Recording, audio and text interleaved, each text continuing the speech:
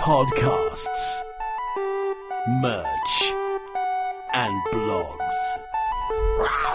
This is the Rebel Yell podcast, supported by MK Window Cleaning and Price Jones Electrical.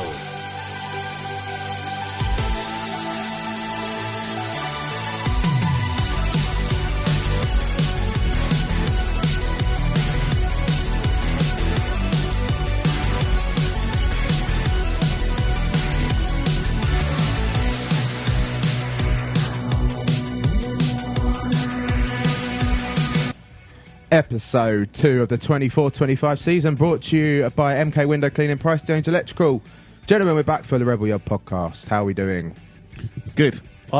It's a full house tonight. We're all here in the lovely sunshine here at Woodside Road because we've got no room to basically be in tonight because it's all getting constructed or it's locked. Yeah, we've moved on from having an audience to outside broadcasting. Yeah, and we've got an empty stand in front of us, which is what we expected at Rebel Yell Podcast Live. But I think firstly, guys, we need to say thank you to all that came because honestly, hand on heart, we thought there was a dog there. We thought it'd be one man and his dog. But a good crowd of probably 35 to 40 people in the Woodside Bar, so thank you. I thought it was really good. And, I want to thank everybody who came. And actually also, I want to thank our committee members, our colleagues in the committee, because for the support they gave us on the night, and obviously for providing the equipment and buying it for us. But I thought it was a brilliant night. I didn't expect anybody, if I'm really honest. Really good evening. Everyone really enjoyed themselves. Yeah, thanks to our colleagues on the committee who've been signing up members and selling T-shirts. And yeah, Nat's nearly got rid of the blue unlucky T-shirts, hasn't she? I think we only got a couple left, so make them lucky by finishing it. Maybe that's why they're unlucky, the blue shirt, because we need to sell them out. So.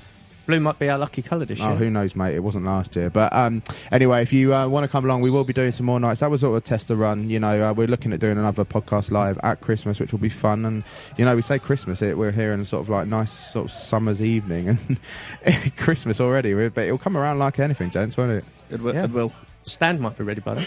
Yeah, we could do an opening stand Christmas special. I'm sorry, Keith and Barry, I'm not trying to say anything, but we look over here, we are up in the stand tonight, and we can see all the groundwork's coming on quite well. I think maybe some cranes out the front, maybe will be some heavy lifting in the next few days or weeks, hopefully. I think it might be a case, you come here 1 week and you don't see anything, and you come back 10 days later, and then suddenly, wow. Jacko, we know all about heavy lifting on this podcast, don't we? We do. Do your lift, bro. Well, we saw what happened with the Chris Big stand when it came up. It was up within about a week, wasn't it? The stand to the left of us right now, and it's still looking nice and shiny new. Guys, if you wanted to join us at the next podcast or live event, please do join the Worthing FC Supporters Association online at worthingfcsa.co.uk. It's £10 for adults, £5 for children, and £25 for a family. Badges, which are ready, get the badge in. You can get the badge in on the first home game of the season, whenever that will be. What is the first one at Moat? Is it Boreham Wood? No, Boreham Wood got reversed. Hornchurch at home, sometime in September. We'll talk about that later on if you already got one. But yeah, we're not shipping them. So if you do membership, please just select pick up at Woodside Road. Do not select shipping because it won't be shipping the badges out. Plus, to be honest, I think the price of shipping a shirt compared to a badge is quite expensive. So I don't know why you'd think that's value for money for shipping a badge, would you? I wouldn't. No, I wouldn't. And guys, we've got something else. We're a week away from the first match, less than a week away. We've got coach travel. Guys, please, if you are considering travelling to the game by public transport, please do consider us. It is cheaper than the train. Western Supermare departs at 9 o'clock on Saturday, this coming Saturday, the 10th of August. It's a service the Sport Association did come in to provide when the club decided they could no longer sustain a coach travel service for away fans, and unfortunately the sales are lower than we expected, aren't they, guys? They are, but we've got time, and you get a to the door service at the ground. You do. I think the problem is maybe because we've got quite a few away games in one go, so people like pick and choose. Holidays, it's holiday, kids' holidays, so people are away. The only thing we have to say, though, we provide it, and if the uptake is not there, we will take a financial hit, and we can only sustain a couple, and then unfortunately we might have to come to a point that we can't offer travel anymore. Yeah, we might have to make a decision. And there's no point hiding behind these facts. It's not to start the podcast off on a negative note or anything like that, but we just want to be honest with you and transparent that if the services aren't used, we cannot sustain this in the future, unfortunately. But let's try and sell Western out. So if you know someone that is kind of looking at possibly going to Weston-super-Mare, we do offer that. We have got St Albans and also Hempstead. You can buy all three. Obviously, that will end this Friday. All three are available for £75. Book on wfcsatravel.co.uk. Select the triple option if you want all three of those. Otherwise, they're individually priced at £30, £25 and £25. No added charges. No added charges. No added charges. Guys, more pod admin. Rebel Yell, Two-Faced Twins. I'd like to say thank you to the Velo Coffee Company and Saturday 3pm stores. Velo Coffee Company is in Splash Point, isn't it? Splash Point. Yes, it is. Dave's displaying one of our shirts up there behind the counter and a QR code if you'd like to buy. And he's also offering members 10% off every purchase if you show your Rebel Yell membership for the 24-25 season badge. Obviously, you haven't got them at the moment. Just show your booking, your confirmation of membership email, and I'm sure that will be honoured there. And Saturday 3pm, it's in Montague. Is it Montague Street or is it? No, it's in Montague Quarter. Quarter, something like that. Opposite TK Maxx. Go down there for all your football merchandise needs. And if you want to buy one of the Rebel Yell Two-Faced Twins t-shirts, £35. It's benefiting Worthing Food Foundation. Book it at rebelyell.live and we can either ship it to you or we can drop it off or you can collect it when we have a home game. Also, we want some bloggers. We had a quite good blog, didn't we? It was a really good blog. Excellent blog. Yeah, View from Rebel's Corner. Well, Corner Crew, Rebel Corner Crew. That's it, Rebel Corner Crew. So thanks to Darren Beanie for the first blogger of the season. We are looking for more space. So if you listen to this, drop us a tweet, drop us an email, contact form on the Rebel Yell website, and let us know what you can bring. And guys, I think, shall we move on? We've done a bit of pod admin. That's plenty of admin. That's plenty of pod admin. So, how are we doing? Yeah, good. Have we enjoyed pre-season? No. I didn't enjoy it. I went 4 games and I didn't enjoy it for various reasons. I'll back you up slightly. I'm generally not a big fan of pre-season. I just want to get into it. I've been to a couple of games there. Obviously, there's a need for pre-season, and it's, obviously we had massive changes, new manager, new management team, new players to bed in, few players have left. So there's a need and to get the minutes in the tank for the fitness. But if I'm really saying that I enjoyed the 4 games, no, I didn't. I mean, pre-season is one of those things that you just want to get to the full shabam of the football season, but it's part and parcel of preparation for the season. I mean, have you not enjoyed it as much because there's so many new players trying to gel together, or are we sort of just missing Ollie Pearce smashing about 10 past the goalie? It's just really difficult to know what you're watching. Yeah, it's because I didn't go to where we had a Worthing 11. I only went where the first team played. And it was just a bit, if I say, underwhelming for me. And, I think some new signings, are brilliant. Some new signings need to do a bit of work, I think, to convince me. I do think, we've become very sort of conditioned to the crash bang wall at pinch football. And Aggie football, I think, is going to be a very different brand of football. And I think what we're missing this year as well is lots of trialists. Yeah. But that's not always a bad thing. But do you think... I was joking, by the way. Some players obviously haven't settled in as quickly as we'd like. But do we have to... look at our pre-season last year. We lost pretty much every game, didn't we? Yeah, last year pre-season wasn't great. And we felt the same, didn't we, at the end of it? We were like, oh, God, here we go. And then, obviously, we know what happened last season, so we did well. Yeah, there's always expectation, isn't it? And, at times, I think... defensively, we're going to be all right. Midfield, we're going to be all right. I think, I'm going to be honest, the only problem I can see is the goals. Yeah. I can't see the goals coming in yet. Yeah. I think Aggie's looking at it as, tightening up at the back, getting that sorted, build from there. But I agree with Jacko. Can't see where the goals are going to come from. And if I'm really honest, it doesn't matter who we signed. To replace Ollie Pearce, who scores 40-plus goals a season.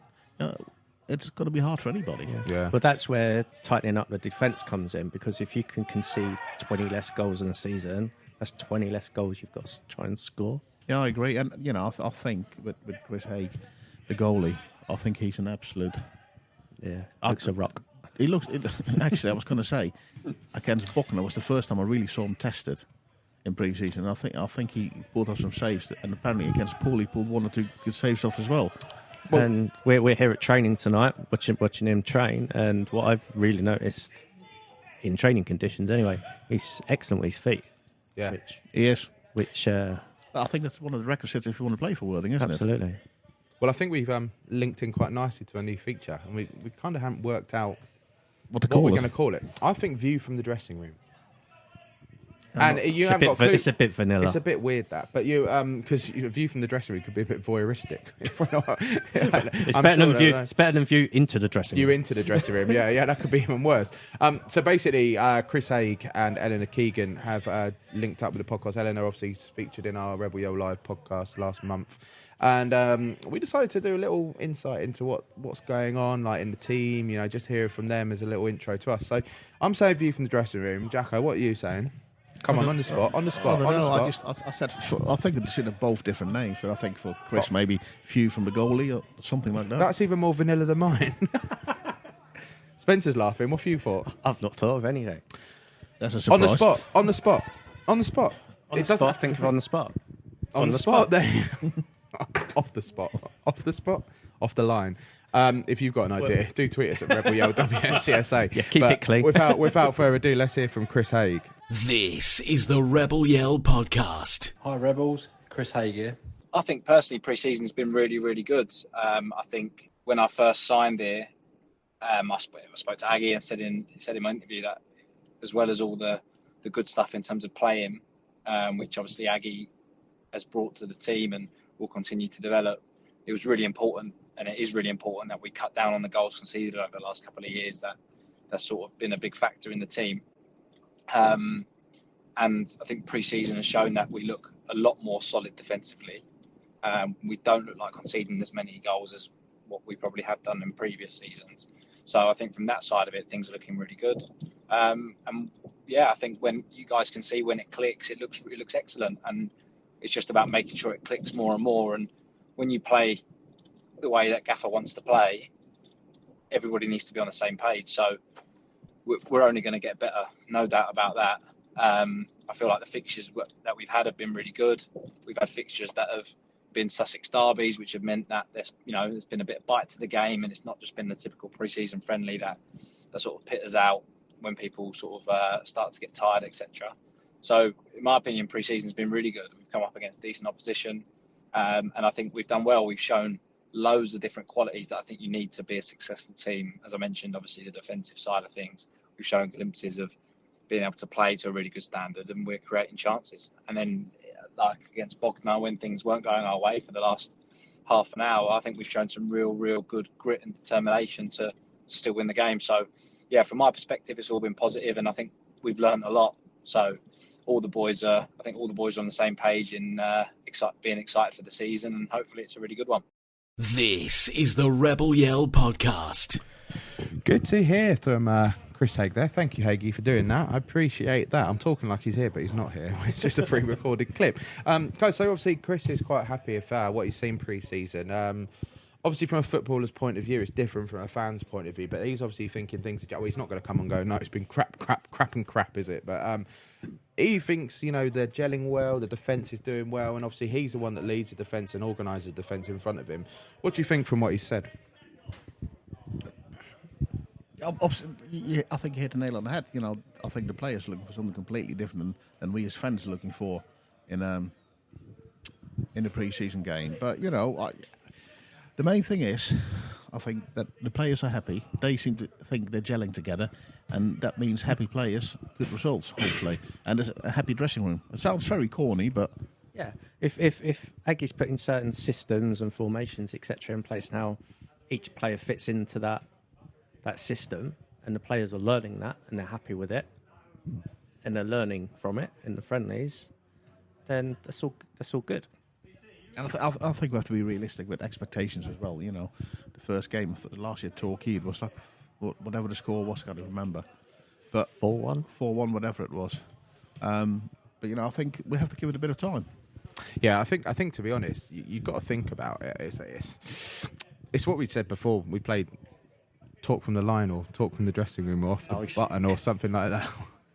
We'll make it one. But I think, to be honest, it's just a pre-season thing, isn't it? You know, we can't, until we play 2 or 3 games, 4 games possibly, and they're all away from home, which is going to be tough as well, long travel days and everything like that.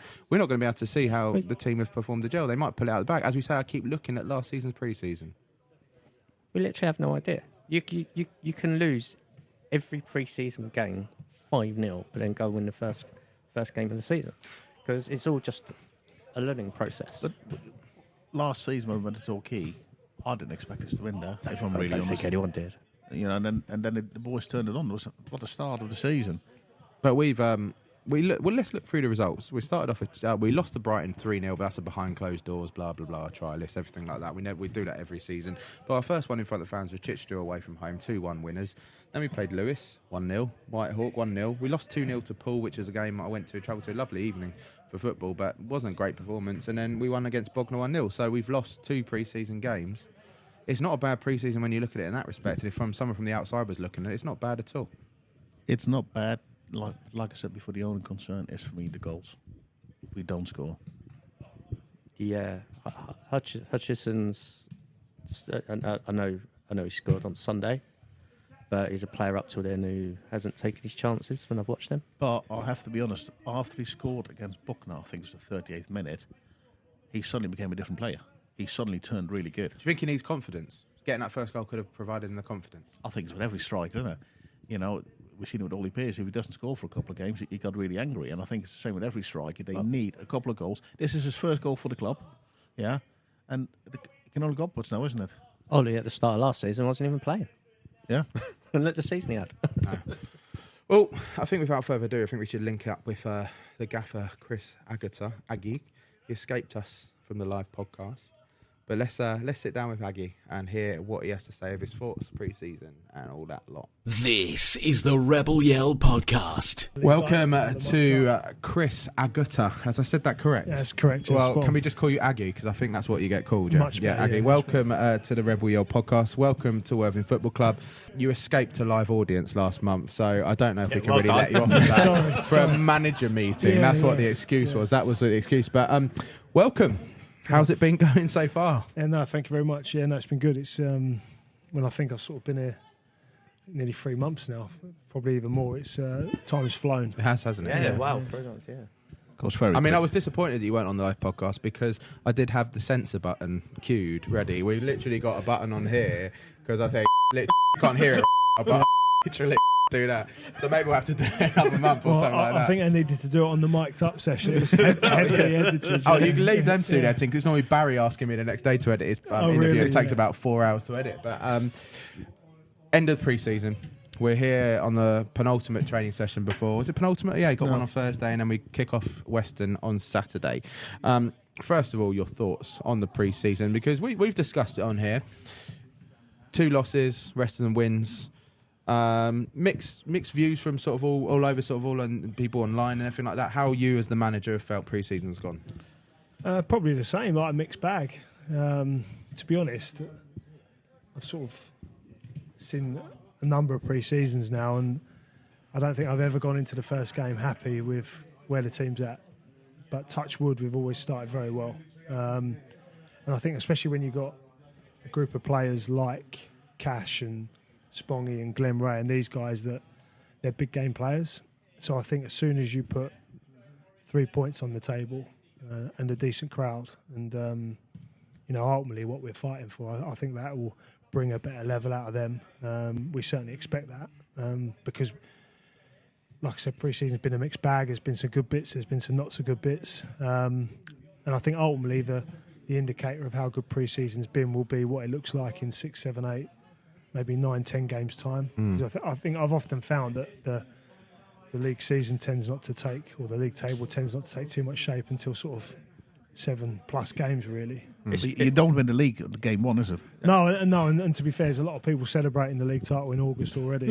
I think somebody's already United. Talking about it. They're winning the league already. HMSP, the league they call it, don't they? Something like that. It's a long season. There's a lot can happen. Yeah, I think the big thing is getting as basic as it sounds, getting the scoreboard ticking over early doors. we're not expecting to be Barcelona after 2 or 3 games, but you know, if we can get into the habit of ultimately doing what we've done pre-season, not be amazing, but still keeping clean sheets and still winning games, I think that's a good habit to get into. And ultimately, we expect performances to improve the more we work with the group. Does having the loaded away games at the start add a little bit more pressure? I just view it as an opportunity, to be honest. It probably takes the pressure away a little bit. Because ultimately, when we're at home at Woodside, we'd expect to win. And equally, it doesn't change too much away from home. But there'll potentially be less home fans viewing performances, which maybe lends itself to us having a bit more room for error. But ultimately, we've got to win games of football, home or away, and we've got to play everyone twice. And you know, we'll go into every game this year expecting to win. We won't be going into any game, you know, grateful for a point. You know, we'll be going there going, right, how are we going to win this game of football? Well, hopefully we won't have our 4-0 drubbings that we tended to get used to away from home that were the most depressing days. They were horrible those days. It came with the football we played, though, wasn't it? High press, you know, and we just got caught on the counter. But we've said that Hinch was a very attacking, sort of high press, you know, play it out from the back. How would you say your sort of tactics and style compare to Adam Hinchelwood? I think there's a lot of similarities, Yeah. because I think, see, the club's recruitment process was very thorough. I mean, they've probably taken more notice of the games of football I've been involved in than what I have, to be honest. I mean, you know, like George had come to a few games and, you know, was able to reel off exactly what happened in them. So I think that's ultimately why I got the job. But I think what probably gets overlooked is wherever I've been, I've always not just won consistently playing attacking football, but defensively we've always been very sound. Yeah. So for me, the best form of defence is attack and having the football. But equally, you know, we need to be in a position where we can go away from home and win 1-0. We don't need to score 4 goals to win a game of football. So I think it'll probably be just evolution on what Hinch had. And I think, I'm not saying we've seen that in pre-season, but I think with the players that we've recruited, we've certainly bolstered in defensive areas. And I think as underwhelming as some of the performances have been pre-season, like I said, we've still managed to find a way to win games 1-0. Yeah. We certainly look a lot tighter at the back. We are. We needed to be, honestly. I think that's the sort of where, I mean, we look at it, look how many goals we scored with people like Ollie Pearson's squad, but look how many goals we conceded. And that's where I think, you know, you look at some games, we could have probably won that league last year if it hadn't been for the amount of goals we shipped. Well, we were in positions last year where we were having to score 4 goals to win a game because we were conceding 3. Yeah. That's my feeling when I looked at, obviously you watch games, and I watched every one of Worthing's games last year, and you know, saw Ollie up close, and you see the quality of Cash and these guys. You think, you know, they're in my opinion, they're better than this level. So for us to have not won the league or not got any closer, you know, albeit the club did get very close, but from not to be at the top of the pile, I think you do have to view that as potential falling short, as ruthless as that might sound. And ultimately, our challenge is to try and go bigger and better on that. Yeah, that's the plan. And I think with the quality of players we've got, especially where we bolster in defensive areas, I think if we can add 1 or 2 to try and fill the void left by Ollie Pearce, I mean, and it, you know, as much as we might want to paper over it, but it is one hell of a void. Oh yeah. And you know, we're trying our best to fill that. But the reality is we won't be able to fill that with one person. It's up to 3 or 4 people to try and plug that gap. Yeah, you can't just go out there in the market and find a 40-plus goal season. With the money we were on, maybe we've got to spend. But I think he was playing way below his level. I mean, it wouldn't surprise me if he goes to York and bangs another 30-plus. And it wouldn't surprise me, having seen him, albeit very briefly, up close before he sort of went up to York. It wouldn't surprise me if he goes again, because I would even potentially say that National League's below his level. I think he's that good. So to replace that is tough, but it's an exciting challenge. And then talking about the squad, are you there? Do you think you're there? Are you still looking? Well, let's just reel off, Jacko. Let's just reel off some of the signings. You got obviously Chris Hay, goalkeeper. We needed that. Glenn Ray's come back, returned to the club, which you think he's a better player, Jacko, don't you, than he was before? I think he's a different person. Joe Cook, Ollie Black, Sam Beard, Jack Spong, Tyrese Owen, Jake Hutchinson and Tommy Willard. And I think almost like a new signing was getting Cash back on board, because I think when that was announced, obviously we were so worried that, like, you know, you lose Joe Felix, you lose Ollie Pearce to York, which is Worthing 2.0 as we all joke around at the moment, but we were worried that he would be the next person to go. But to be able to save a player like Cash must be such a it's a statement from yourself, I think. Would you agree? Oh yeah, he's on his day, I think he's the best player in the league.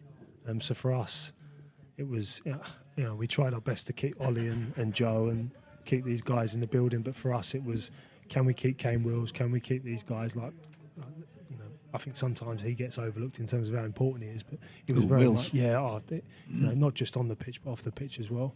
And, you know, keep those guys. And then obviously Cash was right at the top of the list of players to keep, because again, I think he's playing way below his level. But I think it's credit to Worthing as a football club, really, because, you know, he enjoyed his football. He thinks it's the best place to showcase what he can do to then hopefully get that move back into the Football League, which is a bit, I mean, having been there and worked in it myself and worked with some very good players, Cash is comfortably in the top 5 players I've worked with. Oh, there we go.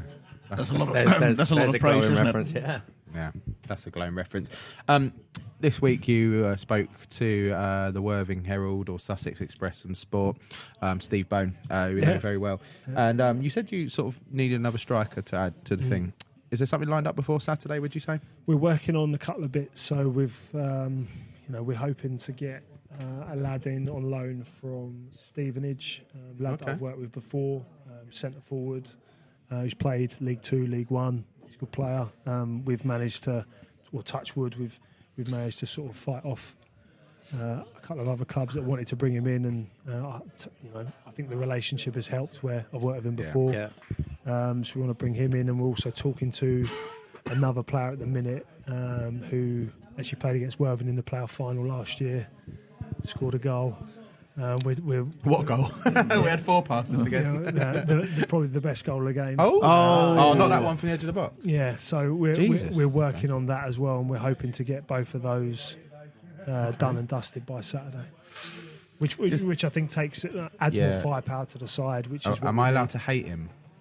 No. At first instance. No, and then we've been down through it. No, it depends how he plays. You can hate him. I said to you on the phone when I spoke to you before we do the podcast, there was a certain player that I was going to be a little bit embarrassed if he signed for us, that he ended up signing for Crawley, so I'm quite happy he's gone there, so I don't have to shave my beard off and go under the suntan beds or something like that. We tried. We did try, but when you're fighting with Crawley, League One, Crawley. It was difficult. But I think the fact that we come as close as what we did was good. But even, you know, the fact that us as a club, the players we've been able to attract, potentially attract, like you said, you know, it says a hell of a lot about yourself and where we are. Yourself. Like I mean, when I first got the job, my wife looked at me with absolute disgust. Is like, is this what it's going to be like for the next however long? But my phone just blew up. So you had a nice peaceful life at Hastings, and then you literally no one wanted to play for Hastings. So apart from Mr. Adari, who's done quite well at Hastings from us. Yeah, no comment on David. We had to beg, borrow and steal to try and get players to Hastings. So, but obviously we've done well. But no, I mean, our challenge has been trying to choose the right ones and ultimately get the right people in, because it's a great dressing room. I mean, like Willsy, Joel, you got to feel the change room with proper characters, and you know, that was the biggest challenge really. Is as I said, picking the right ones, and to be honest, it remains to be seen whether we've got all of them right. I mean, if I'm being brutally honest, I know, again, speaking to Steve Bone, I was a bit robust with some of the couple of the new faces, and I just felt some of them needed reminding of, just because you're wearing a Worthing shirt doesn't mean you're all of a sudden going to become a very good player. You've got to make sure working. You got to work hard. You've got to earn it. Like, I think sometimes when people look at Worthing's success, they see all the pretty stuff and the possession and the goals and the sexy football, but they don't see the actually running hard and fighting and competing, and you know, that's just something that we've had to remind some of the lads with. Yeah, 100%. So before we just move on to a little bit of things about yourself, how goals for the season? I mean, what is your goal for the season? Well, Spencer, you probably just put words right in his mouth, but yeah, it's got to be in it. I mean, better. Yeah, I could sit here and probably try and take the pressure off my shoulders and say that, you know, we want stability and all of that jazz. But I've never really gone into a league season as a manager without the expectation to get promoted and win the league. which is great. I mean, I can't remember the last game of football that I was involved in where there wasn't expectation to win. So that's a pressure I'm used to, really. So the players are good enough, and ultimately it's just down to myself and the staff to get the best out of them and get them organised well enough to go and, as I said, go one better. That's what we like to hear, don't we, boys? That's what we like to hear. That's what I like to hear. What I've seen, because I've been to 4 games, I think the team seemed to gel, and what I've seen a bit more than last year, they're not afraid to speak in the mind to each other on the pitch. Well, that's something that we've been keen to sort of get across to the lads. I mean, it is a relatively young group. I mean, we've done old v young tonight, and it's the oldest team I've ever seen. Right? It's ridiculous, but ultimately, like, we can't do everything on the touchline, and there'll be things where, you know, they'll see things on the pitch that we can't see, and you know, it's important to give them the responsibility and the autonomy to go and make those decisions. And like ultimately as well, like going back to Cash, in the first couple of training sessions, he'd done a couple of things I was like, Jesus Christ, I hadn't even thought of that. So half the battle for us and the staff is to make sure we don't get in those players' way, but equally that comes with more responsibility because they do have a little bit more autonomy and they've got to step up. But I think good players want that responsibility. Yeah, it's been noticeable to me that Cash has been a lot more vocal on the pitch in the pre-seasons I've seen. He has. Well. Yeah, I mean, the thing is, I think he gets typecast a little bit because of the hairbands and the socks and the look. But he actually, like, you look at the GPS data and how hard he works. He works incredibly hard. I think the thing is when we spoke to him when he came back to club, begin was it January? Last year. January time. No, he started the beginning of the season, Was didn't it he? season, was it? You could tell the guy was lacking confidence. I think, you know, he had his dream move to professional football, and, you know, he didn't go into details, but you could tell he was messed around, you know, and it lost a lot of his confidence. But I think he knows, and he didn't start off the best player on the pitch, but I think he's grown into his role. He's been retained as one of Worthing's star players now. You've got, like, you know, in a nice possible way, you got rid of someone like Ollie Pearce. He can grow into that sort of star player role that Ollie was. And, you know, I think that, as you say, shows on the pitch. It's probably shown in training, and I'm sure it will show when the season starts. Yeah. I mean, again, I think the challenge for us, like I said, is to not get in his way. And, you know, again, give him more of that leadership role and responsibility. And we've been quite open about that. I mean, I'm quite open about it with the lads. They'll take the piss, to be honest, I think, a little bit. But you know, I'm quite open about the fact he's my favourite player. Harsh. I love him. It's a bit harsh. I love him. I love him. And but I think part of that is... So is it the Aggie and Cashy show? Is that what it is? But being your favourite player, that's higher expectations as well. That's what I mean. But that, you know, there's a compliment in there, and equally you got to live up to the expectations and the standards. And I think he will, though. But again, I think it's understanding Cash. It's understanding what's going to get the best out of him, and it's also again giving him an opportunity, like giving him room to make mistakes and potentially like fall short, but then equally not like dragging him off the pitch. And I think that way of managing him will get the best out of him, which in turn will help Worthing achieve what we want to achieve. I think that's the Neil Warnock model. I'm sure he does that every club he goes to. Yeah, and he does there's lots actually, of them. He picks a favourite player day one, and then that's the player. Well, then Spencer, everyone I can see to. it right now. Rebel Yell charity Christmas cards. Aggie and Cashy sitting in Christmas jumpers in front of a log fire and a Christmas tree in the background. What are you saying? I don't want to sit next to him. He's too good looking. Jesus Christ. Sexy man that he is. Sexy man that he is. Yeah, especially when he's modelling of Rebel Yell. Yeah, well, have you seen the model pictures he's done with Danielle Rowe? Not yet. No, go on our Twitter, go on our Instagram. That'll be on Google later. He looks beautiful. Him and Danny model those shirts. I mean, that's why we still haven't sold out. But you know, that's another story. I'll keep my wife away from it. There we go. There we go. Well, I think as we're on that note, I think it's time we give you a little present. You weren't at the live podcast, but we have got one of the Rebel Yell two-faced twin shirts. Thank you. Let us know if it's the wrong size. I'll be wearing that at Western away. Will you actually? Yeah, I'll wear it. Yeah, 100%. Beautiful. That's the best shirt I've got now. There we go. Tell that to Barry. Say he needs a very colourful. We need to stick that on the website. Yeah, that's a quote. Best shirt I've ever had. After a few wins, though. Yeah. One last thing. You escaped the live podcast, but we ask every new person that comes to the club and we interview, you've got to tell us an interesting fact about yourself, and we like putting you on the spot. I don't know if you knew this was coming because you listen, but let's see. What's your interesting fact? Oh, God. Could be anything. We've had Doesn't players have to that be football related. have got only one organ. You know, we've got that's wrong. A few players have got no heart. I think you've come across them a few times. Yeah. Sorry. We've had people that have dated Kate Moss apparently, and yeah. I can't swim. That's an interesting fact. Okay, They're so terrified at least of you're not deep playing water. Jersey. Yeah, At least you're not playing Jersey then, so you don't have to worry about swimming across the channel. Well, I used to or worry anything about like that. Guernsey, especially on Guernsey, those planes. exactly, Jesus Christ. yeah. No, I can't swim. No. I'll probably be able to have a good conversation with Jesus, the women's manager, because I've taught myself Spanish a couple of years ago. Is it Duolingo? Yeah, Duolingo. Here we go. Right. Yeah. Well, we'll have to try it out with each other. Like one time, I'm on level something Obesian League or whatever it's called. Like, I don't know where I'm going. Obesian League? Yeah, it's called the Obesian League or something like that. Not the Obese League, the Obesian League. Is that like higher or lower? It's the highest league, I think. I've got to stay in it before I get relegated. How's your streak going? Muy bien. Muy bien. The funny thing is, when you speak Spanish, you are Spanish players we have. And I'm not even speaking to Jesus, so he can say very good in Spanish. He's at a really high level. Muy bien. Dos cervezas, por favor. Gracias. That's all you need to know, though. So yeah, there we go. I was just say good. Is that interesting Gracias, enough? Aggie. Yeah, he'll be managing Oviedo next, Ben. So there you go. But there we go. Aggie, we look forward to Saturday, Western-super-Mare.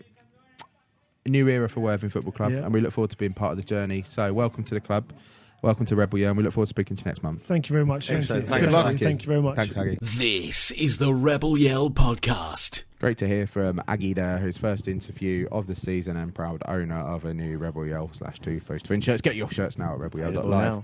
Right, guys, just happened to drop in. This is what it's like presenting in the stand. We're not in front of a live audience now. We've gone all zoo. I think that's the We're a zoo format, yeah. It's like a breakfast show. Chris Mills ain't got nothing on us. There's a guy who I've known for quite a few years now. And this guy, I don't know how it happened, but he somehow managed to buy the sponsorship to a stand to the left of us. I think we all know who he is. It's Chris Big. Chris, happy birthday for last week. Thank you, guys, and good evening to you all. Yeah, good to have you. I think we've asked for you to be on the podcast ever since we've done it, and we kind of grabbed you now, haven't we? You can't can't really escape now. Or you could run away now. Have you missed the football this summer? But we know your summers are spent with your family and stuff. You enjoy you make up all that time in the season you spend going to football and spend it with your family in the summer, don't you? Yeah, but everyone needs their football fix, don't they? Yeah. I went to the White Hawk not last week, the week before, and that was my literally only pre-season game I've been to. Same for me for Paul. I find it hard to get motivated for pre-season. But Biggsy, what when you went to Whitehall, what did you think? Well, obviously different tactics from the Hinch era. So obviously it's got to get used to our new manager and our new players. So there's lots to learn. Any players standing out for you so far? There was quite a few, yeah. Well, Glenn Ray, who we hadn't had much to see from last season. Who else? What can I say? I can't remember the new goalkeeper's name. Chris Haig. Chris Haig. Haig, that's it. Him.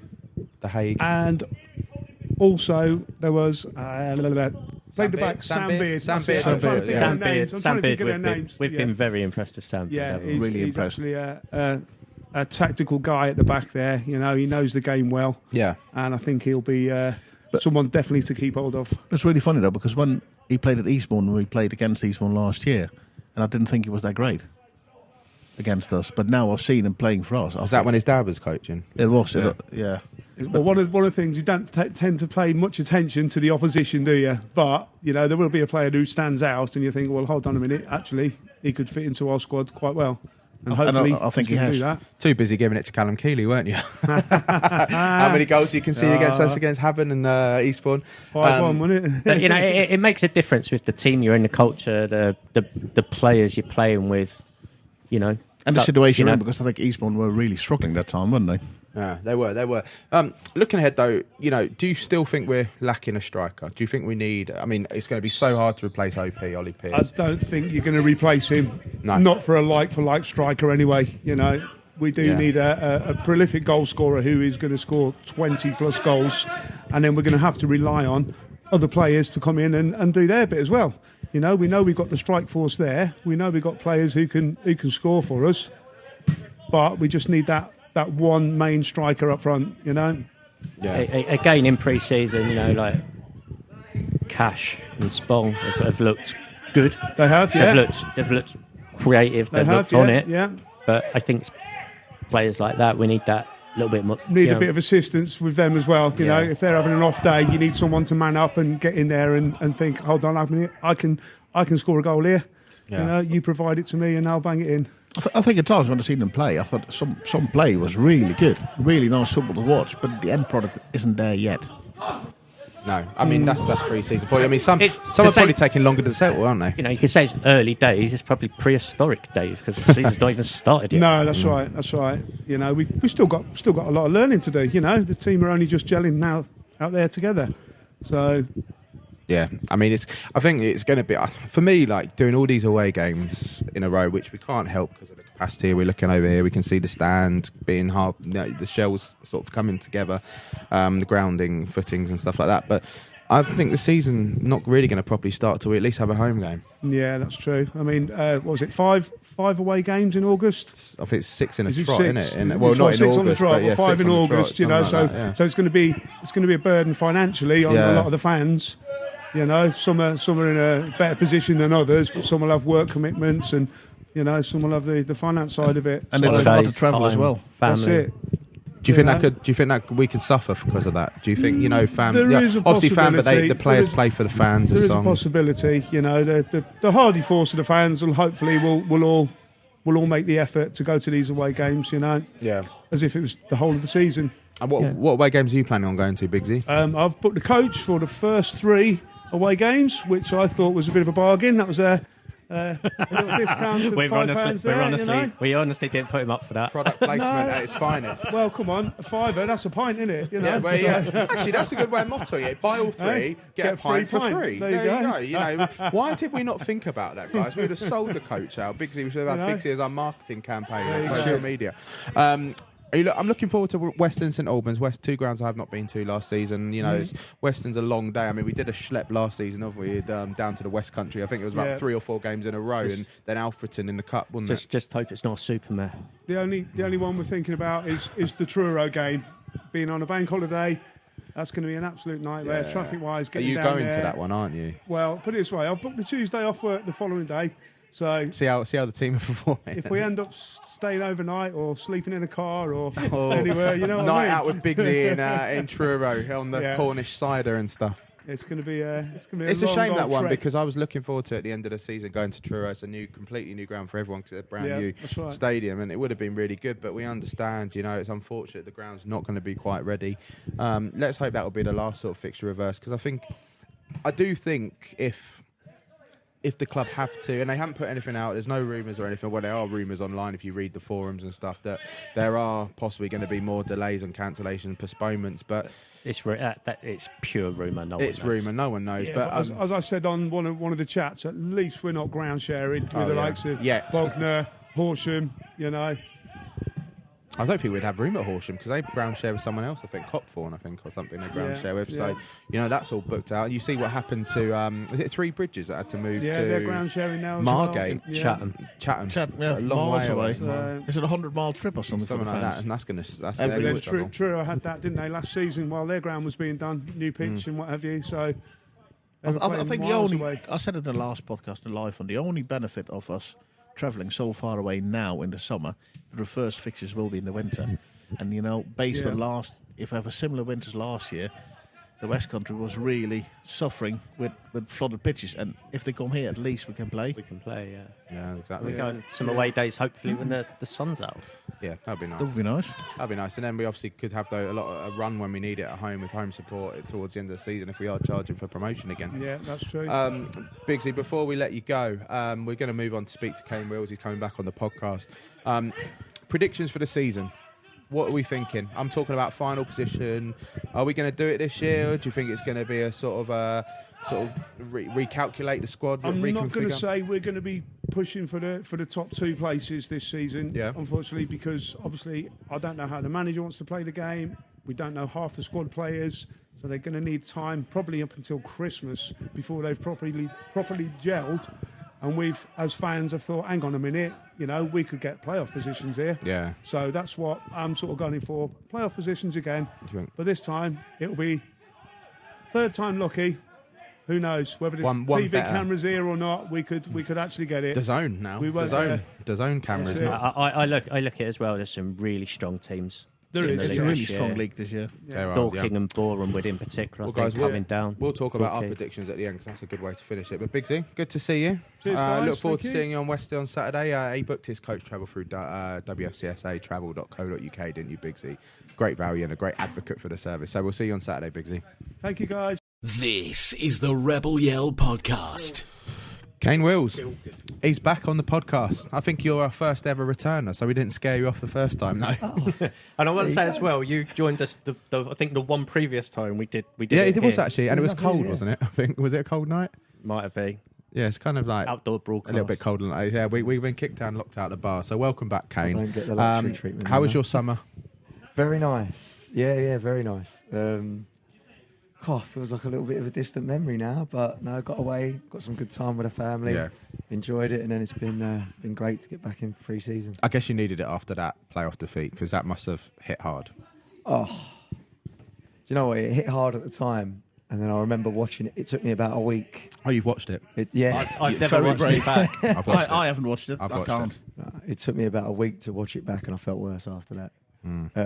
Just because you realise What if? It's like the what if we'd have done this, if we'd have done it's that. in our control. Like, it was in our control. Whereas the year before, Oxford City, I know it was only a semi, but we were well beat. Yeah, And we that's were not- never. but- yeah. We were never No. in that game. They were the better team of the day on the day. which is easier to accept. But in that one, it felt like we let it go.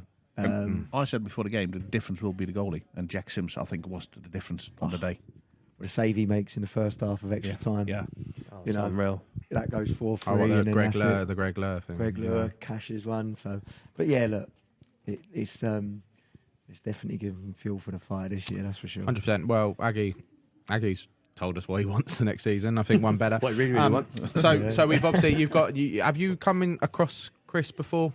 He's come here. Have you ever No. worked with him? So No. far so good. I see because just watching us training tonight. How's the pre-season been? It seems that the team have gelled quite quickly for a lot of new players.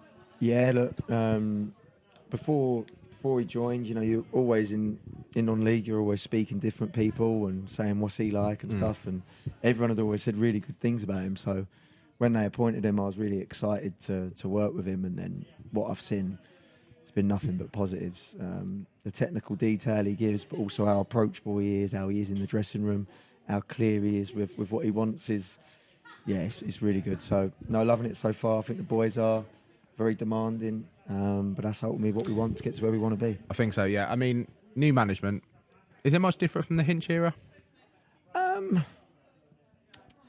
Bits like We've heard the training. Like Joel came on the live podcast last month, and he said the training seems more intensive, professional. Not that not saying a bad word against Hinch, but he seems to be a little bit more structured. I'd say was the word. It looked a good workout there tonight. yeah. Well, I think you see we do about 2 hours and 20. I think it was. So Yeah, we were waiting. We know. sorry. For people listening, it's currently 20 to 12. The next day. But no, yeah. I mean, that's the thing with Hinch. It was always good training sessions as well. But no, he's like I said, it's demanding, it's intense, good quality and good intentions to the session though. So no, I think the boys are loving it. Yeah, no, it's we're looking forward to it because it's a new era for the club. I think we can all say. We've got almost a completely new squad. We've got a new management team. Everything's different. It's going to be a new stadium pretty much when we can come back here. Just final bit about last season. What was your highlight? Would you say? I think it has to be the end, and I can't pick out a single moment, but it really felt like we had that momentum and everything was building. Like we had the TV game, and then we was winning. And We didn't lose after that TV Yeah. game, did Well, we? The Bath, I think, was a turnaround, wasn't it? Yeah. The 2-2 draw, and then suddenly... But then it was that Maidstone game. Suddenly you're thinking... That Maidstone game was amazing, Suddenly yeah. you're thinking, this is Yeah. going to happen. Yeah. Yeah, and when you can feel that, like it was infectious. The whole town, regardless of where you were going, people were talking about it, and I think so I can't pick a single moment, but just at that energy and that buzz that we had. So how did was it good. feel for the players? Because obviously you were in a playoff final with Dorking, Yeah. full house. But when you played here, how did it feel for the players on the pitch? Full house. Oh, it's unbelievable, and like you like I say, you can feel that buzz and that energy. And I remember looking this way when we went 2-1 up, We did go 2-1. Yeah, we got 2-1. Yeah. Was that Spong? Spongy. Yeah. Spongy. And I remember looking at his stand, and it was like a wave. The crowd was buzzing, and I thought, oh, this is. And the hair stood up on the back of your neck. It was really incredible. Like I say, it's real gutting that we didn't get it, because I just think it would have been electric afterwards. But seeing those things and yeah. I think George was the only reason George was happy is that his pitch didn't get ruined. 2,000 fans on the pitch would have been ideal. But it makes you want to do it again, though, doesn't it? But mate. not through the playoffs this time. Exactly. Just win but the thing. I think you could say that that Maidstone, when Ollie got that goal right at the end, there was something that you did feel that it's going to be our year, didn't you? And just that luck at that because Maidstone were all over us. I think they just hit the crossbar about 30 seconds before yeah, it was that. the one into the other. Yeah, and literally to go on and do that, and you thought that momentum, as you say, when Spongy put us 2-1 up, and it just felt a buzz, but yeah, it just wasn't quite there. But looking back at that, obviously Aggie's put it boldly and said he wants to win the league. You know, he wants to win the league, promotion. I know you're not going to say no, but do you really feel there's a sense of that could really happen this year? Absolutely. Yeah. Yeah, look, and I love the fact that Aggie's being bold and saying it. I think sometimes as clubs you want to play things down out there, and you want to say, oh no, look, we'd like to do this. Yeah, exactly. And, look, he's saying it, he's putting it out there, he's giving a bit of a target on our back, but I think we genuinely all believe it. Yeah. Well, I'm going to ask you a question. I bet you I can pick out your game you're looking forward to the most against a certain former gaffer of yours, the A24 Derby, Kane. Are you looking forward to that game? Oh, I look forward to them all, but yeah. You're looking forward to silencing Mr. White, maybe? Mr. 100 points a season, man. Yeah. He's keeping quiet. He's gonna, we like he's Mark. going to answer they're going to win it, isn't he? They're going to romp it, I think. He said that. He's been bold as well. So we'll see about that. yeah, no, it will be. Talk. How long were you at Dorking for? Was it 2 years? 2 years. 2 great years. Yeah, and you had good times there. Was Joe Cook at the time as well? When you no, I missed out on Cookie. Wheeler got him. I know Wheeler played with him, but I missed out on Cookie. Come the year after I left. I helped get him to the National League, and then he helped take him down. Yeah, I mean, that's another bold statement, isn't it? You know, we're having a lot of the statements tonight. Trash talk, I love it. Who is the guest next week? Next month? There we go. Well, we know it's going to be now. We know it's going to be now. Goals for the season. Win it. There we go.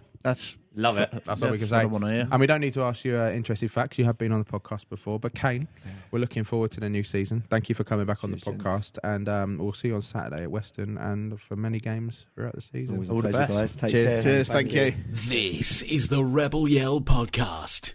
Great to hear from Kane Wills. His return. Is that the first time we've had someone return to the podcast, guys?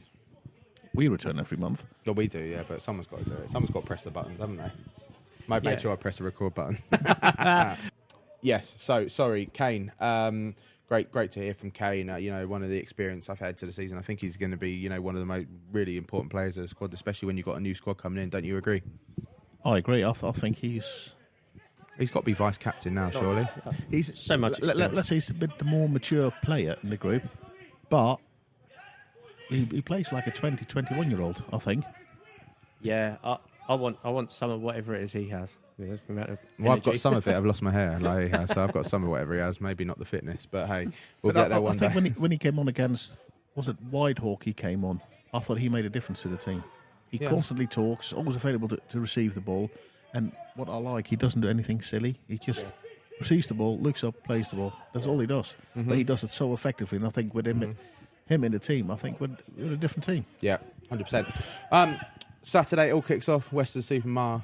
I was talking to Matty. He goes, Western Supermare. Western Supermare on Saturday. If you haven't got your coach travel, please book it. wfcsatravel.co.uk. Let's move on to the women's team, guys. Another new manager. We met JC last month, Jesus Corden, and we had him at the live podcast. And, it's good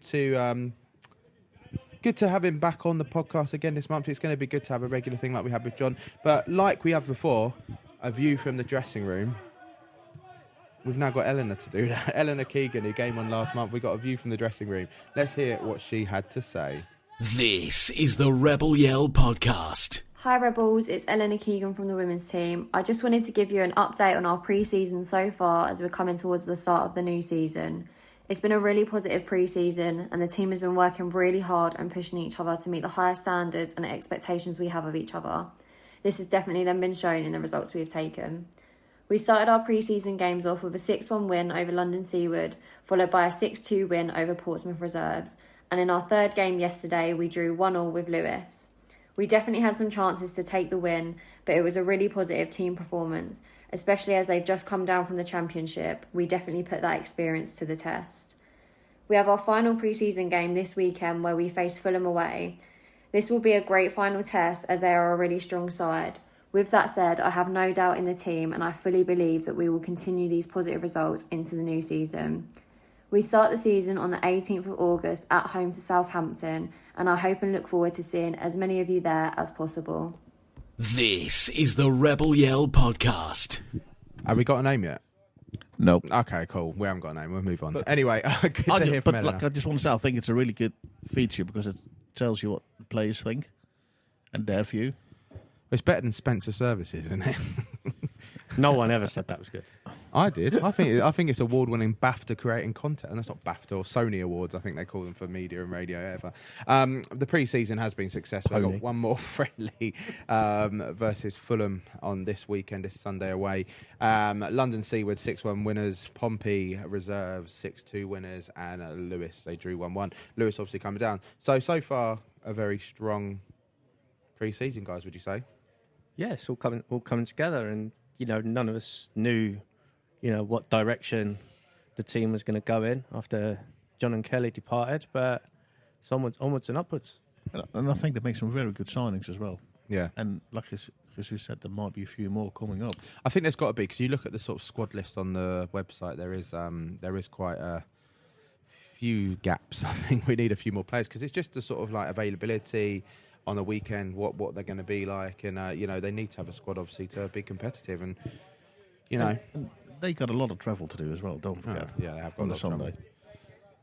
It's a solid start though. It's a solid start.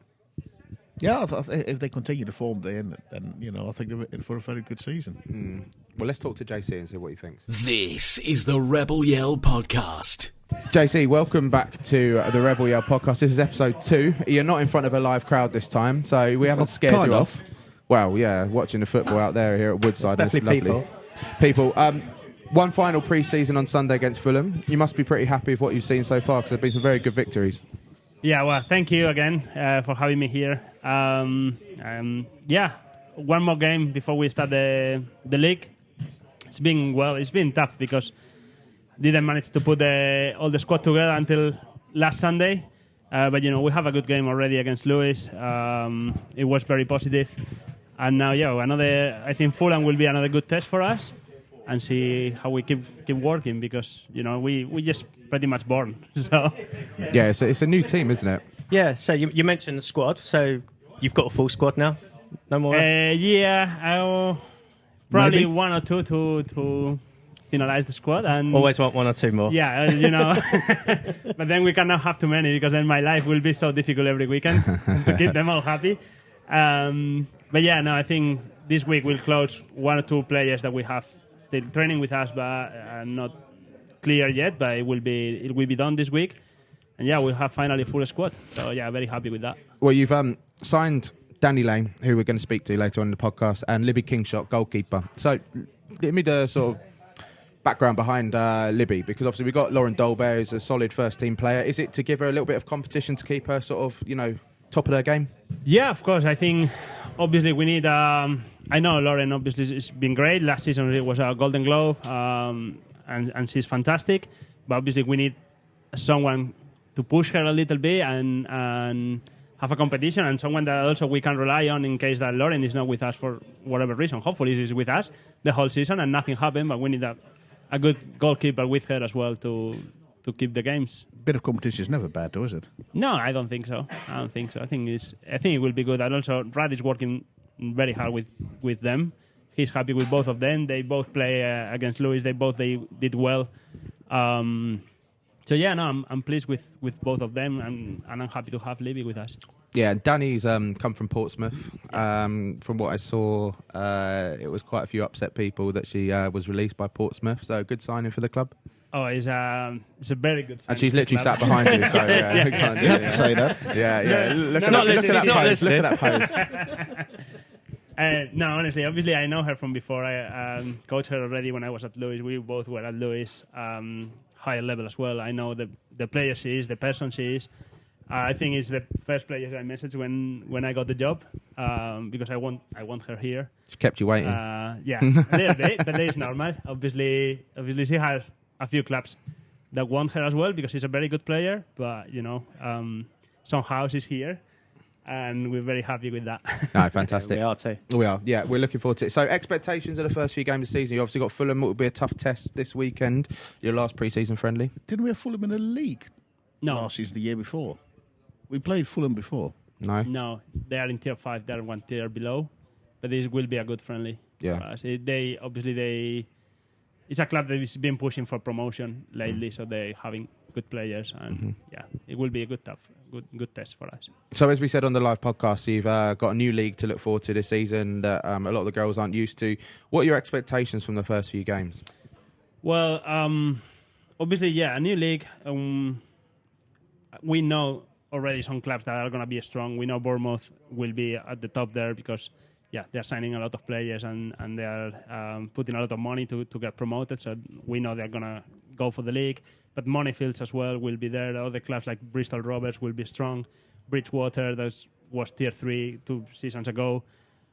We have Southampton women here in the first league game. So it's going to be tough. We know every game is going to be a challenge. I feel we are strong and I think we can do well. But, Simeone will say we go game by game. Yeah, there we go. But I'm sure you learned a lot Sunday from the game against Lewis. A team with good pedigree, team that's dropped down and gave them a very good game.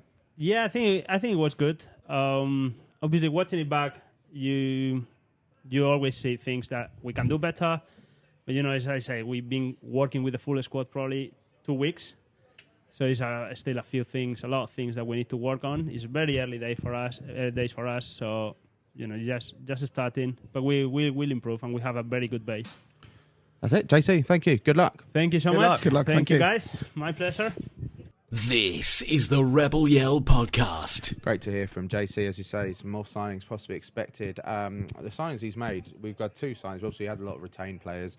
A new goalkeeper, Libby Kingshot. Obviously, he said to sort of put a bit of pressure on Lauren, who's performed Golden Glove last season, performed excellently. But I think with anything, it was like when Hinch signed players to challenge Rocco last season, and unfortunately, Rocco lost his place in the squad. Sometimes goalkeepers and players that feel comfortable in their position need to have someone else to make them even better. Yeah, but I think it doesn't matter what position you bring somebody in. I think it's always good to have a bit of competition. Oh yeah, yeah, and cover. You never know injuries. Availabilities. You've got to be ready. There were 1 or 2 games last year where suddenly there was late unavailability of players and we were scratching round. But also with holidays, etc. 1 or 2 games last season got cancelled because the opposition couldn't field the team. Oh, John was fuming at that, wasn't it? Wasn't that QPR?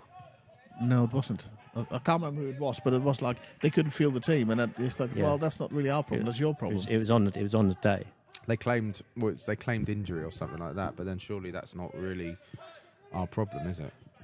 No, it's not. But it's not. But anyway, another player signed, Dani Lane from Portsmouth. From what I've seen online, they were fuming that she got released because she was an important member of the squad last year. Now, it seems that when you get feedback like that online, I think we've got a good one here.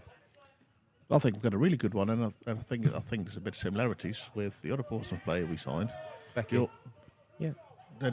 And Danny Rowe. Oh, Danny Rowe, Danny Rowe. Sorry, yeah. She left a bit under weird circumstances, and this Danny, as well. So it's excellent experience. A player who's known to JC, so it was really good. Well, let's speak to Danny. This is the Rebel Yell podcast. Dani Lane, welcome to Woodside and the Rebel Yell podcast. How are you doing? Yeah, I'm good, thank you. Good to be here. Yeah, no, it's good to have you. Second signing of the summer for Worthing Women, a restructure of new management. Firstly, why Worthing? I mean, I'm Worthing. I'm home based here, so I'm only like 5 minutes around the corner. So actually, JC Salt told me that tonight. He said you can come what time you want. You literally are around the corner. Bonus, just driving 5 minutes around the corner. But no, I know Jesus, worked with him before, and a few of the girls I've played with. And yeah, I came to a few sessions and everyone was really friendly. So thought make the change. Yeah. Well, as I did a little bit of research before because you're new to the club, and there was quite a few upset fans from Portsmouth when you were released, the title-winning side, and were you disappointed with how that ended? Yeah, 100%. I feel I played majority of the games and I really showcased what I can do at that level. So, yeah, personally, it was a shame to be leaving, but also glad to have a new challenge as well. So you got a point to prove now you're at Worthing? Yeah, 100%. Yeah, just keep getting my name out there and doing what I can do. So you played at Lewis previously. Is that where you knew JC from? Yeah, I was at Lewis 6 years. Yeah. And then, Jesus about 3 years, I think. Okay. And what was that experience like? That was the higher league Lewis team, wasn't it? Yeah, the high level so one. I went to Lewis when they're in Tier 3, so obviously the league above what we're in now. But we made it to the championship, so we had a few years in championship. So it was good, high intensity. But yeah. So you bring lots of experience to the team then? Yeah, gonna say I bring lots of experience, not just because of age. I don't mean that. So are you a voice on the pitch then, are you? Surprisingly not, considering the experience I have. I like to showcase it through what I can do with the ball rather than boss everyone around. I'll leave that to Dan Rowe. So what kind of player are you then? What kind of player am I? That's a question. That is a Put it right on the spot. We haven't asked the normal question. Yeah. Very good one. Depends what position I play. Obviously, if I'm centre mid, I like to drive with the ball, get a few goals. Scored a couple of headers this pre-season, so I think that's one of my strengths. But and then occasionally play centre back. Again, love a last-ditch tackle. But I'd say you're a goal-scoring midfielder though, for looking at the stats. Yeah. Yeah. So you're going to get some goals. Did you play in the pre-season friendly against Portsmouth reserves? I did, yeah. What was that like? Was it a bit weird? It was a bit weird, but they were all quite new. So Yeah. I think there was only a couple there that I knew. So, but yeah, it was weird to see the kit, and didn't expect it to be so soon. Yeah, there we go. What comes around goes around comes around, I'd say. So we got the revenge 6-2 win there. There was it's been a good pre-season, would you say? Like from what you've seen so far, you played in all the games so far. Yeah, I think I have played in all the games actually. I think it's been quite a good pre-season considering there's been quite a lot of new girls, and so we're still kind of gelling, seeing how we all play. But I think the result against Lewis at the weekend was a good result and something to build on for this weekend. And we were winning for the majority of the game, weren't we? Great result. Yeah. Yeah, and I think we could have a couple more. I know G had a few shots, and they nearly won him. Yeah, no, fantastic. So obviously at this level, we know it's not a full-time football job. What is your day job? I work in HR, so human resources. I'm that your mate over there. That's your mate over person there. that everyone dreads. I work in HR. Everyone hates HR. Yeah. So you get your casework as well. So there you go, disciplinaries and stuff like that. So The good stuff. All the good stuff. So basically, just avoid Spencer on the bar after a game on a Sunday because he'll just talk about the week in HR. You just have to be extra careful what you're saying with two of us here. Yeah, exactly. What are we going to do, Jeff? We note down everything. Mentally, in there. What are your goals for the season? I think the girls finished well last year. Obviously, it's a new league because they've come to the West League. But I think we're looking for promotion, and I want to help the team get there because I think we deserve to be in Tier 3. So that's the aim. Yeah, JC said obviously Bournemouth, a lot of money being put into them. They want promotion this year. Do you think they're going to be the main challengers this season? Yeah, 100%. Yeah. I know a few girls that are down there, so I know the quality that they've got down there and, the depth of their squad. So they will definitely be up there. But like Jesus said, I think Moneyfield's also going to be strong competitors. But, I think we've not known too many teams in the league. It's kind of hard to tell at this moment in time, but definitely they're top two, I think. Yeah, and guys, I think we always end it on a thing. Jacko, do you want to say it? Can we have an interesting fact about yourself? Could be anything. You have the same face as everyone does. Like, what? Depends what you call interesting. And but keep it clean. You're HR, aren't you? Something you've done, someone you've met. Let's give some examples. Missing. But body parts missing. Yeah, that's always the most extreme one. I do have an eye condition, which means I'm basically blind in my left eye. Okay. There we go. That's weird, isn't it? Yeah. Interesting fact. Kind of semi-body part missing, I guess. Need a jingle for that. What's on your new box trick. There we go. Dani, thank you so much. Good luck for the season, and we look forward to catching up with you later on in the season. Thank you. Cheers for having me. Thank you. This is the Rebel Yell podcast. Thanks to Dani there. Another new player appearing on the Rebel Yell podcast, chaps. Great to have her along. Good chat off the mic as well. She speaks very well. Yeah. And she's a Worthingite. Yeah, she is. Yeah, and it's quite nice. It's a sort of full circle. She's come back playing for her club. She's had a good career. and she brings a bit of experience into the squad. I think that's what we need, another player with lots of experience. And, I saw another a tweet from Dani. She was looking forward to playing again with her, Daniel Rowe. So, yeah, she said, she looks forward to sort of expressing herself on the field and look forward to seeing that. Yeah, exactly. Absolutely. Fulham away this Sunday, last pre-season friendly. So if you want to go and support the girls, go up there, travel up to London, see them. Otherwise, it is on the 18th of August versus Southampton Women. Not the Southampton Women. Another Southampton Women to confuse us, isn't it? What were the two Southampton clubs? There's Southampton Women and Southampton FC, isn't Southampton it? FC, yeah. But So, I think they play Championship. Southampton FC above. So this is above. And from what I understand, speaking to Jerry, apparently Southampton Women were offered to be taken over by Southampton years ago, and they rejected it. So this is why it's confusing. But it's a new league, so some new teams and new faces. But come down to support on the 18th of August for their first home game versus Southampton. Guys, we are at the end of the Rebel Yell podcast for another month. That's gone quick, hasn't it? It has gone quick. No Spencer services this month, is there? Not yet, but there's going to be so many next month. I'm looking forward to it. Where would we stop on Weston on Saturday, Spence? Is it going to be Roundham? Solstice, I reckon. Solstice. Oh, Solstice. He knows the names. And what about? Stopped there enough times last year. What about St Albans? No, not Clackett. No, Cobham if we do a stop. That'll be Hemel as well. No, I don't think there'll be any for Hampton and Richmond, will they, Spencer? Because there's no. It's going to be a train set. Maybe Clapham Junction Food Court, London Victoria Food Court. There you go. Good old KFC. Change it East Croydon. Change it East Croydon. Box Park. Quick jump off the train for Box Park at East Croydon. Maybe. You never know.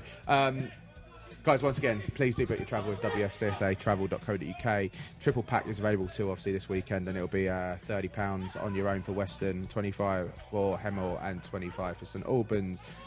Do support us if we can. It's obviously for members, non-members. Members, if you're a member of Worthing FCSA Support Association, you do have the loyalty programme where we have 15% off your last four purchases, but we do ask if we can, if you are travelling via public transport, please do consider us. We do put this on, and we haven't got the facilities to make a loss, and we want to keep bringing it to you because we enjoy doing it. Spencer can take you around a service station. I feel a book coming out. That sounds like some Actually, bad euphemism. There are weird books, like the Weatherspoon's carpet book or something like that. You could have a Spencer's Services book. Actually, would you be surprised? Next project for charity, Spencer Services. Would you be surprised if I said I own the Weatherspoon's carpet book? No. No. And I don't think you're joking either, are you? I'm not. No. There are some cracking carpets there, aren't there? So what about it, Spencer? See how many cent service stations we do this season. Why don't you keep a little diary, and at the end of the season we can release it for Worthing Food Foundation. Sod the shirts. We got Spencer Services, the book. Yeah, if anyone's interested in service stations that are anywhere near National South journeys, yeah, it's quite limited. It's very niche. Well, talking about shirts and stuff, why don't we literally be plugging them again, because we've still got some to sell. So do get your Rebel Yell Two-Faced Twins shirts at rebelyell.live. Click on the link of merchandise and purchase them there. And whilst you're on the website, check out our new blog section. Darren Beanie with his Rebel Corner Crew blog this month. If you want to be a blogger for rebelyell.live, give us a drop us a tweet on rebelyell.spencer falling arse over tit on this chair there. Once again, thank you to our sponsors, MK Window Cleaning, Price Jones Electrical. Right. Predictions. Can you hear me? Yep. I don't know what I've just done to my microphone on my headphones, but I can't hear anything. Anyway, predictions for this season, guys. What are we thinking? We asked Biggsy earlier. What are we thinking? Realistically? It's a hard one. I think my heart says we'll win the league. Let's do it.